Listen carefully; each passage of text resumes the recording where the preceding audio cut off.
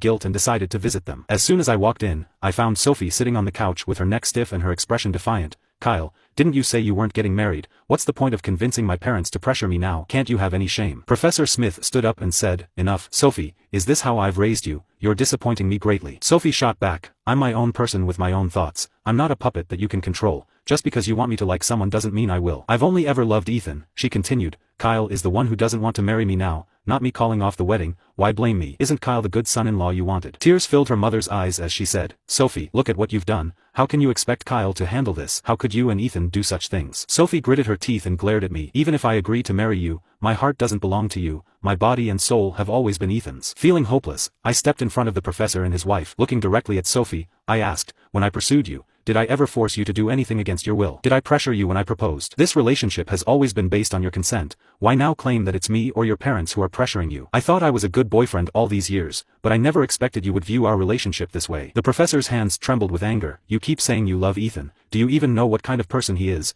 what he has done? You're clearly under some kind of spell." Sophie looked defiant as she faced her parents. "You did those things to Ethan without him blaming you. He just told me not to be angry with you, and yet here you are criticizing him. You're the ones with no conscience." Her mother slammed her hand on the table. "What have we done?" Sophie scoffed. "Do we really need to go over this? You took Ethan's spot at school and gave it to Kyle. Kyle, don't pretend. Everyone knows your spot was earned by sucking up to my dad." The professor clutched his chest, gasping for breath. "What did you say? I've lived my life honestly and now my own daughter accuses me of using underhanded tactics for a student." Sophie stood up dramatically and declared, "Isn't that true? If it weren't for being your daughter and Ethan encouraging me, I would have reported Kyle and you long ago." The professor turned pale and pointed at her. "Good, I raised a wonderful daughter. Go ahead and report me. Now get out. Get out. You'll regret this." Sophie shot back as she stormed out. "Just watch. I'll make sure Ethan gets what he deserves." With that, she slammed the door behind her. As the sound of the door echoed through the room, the professor collapsed. "Professor,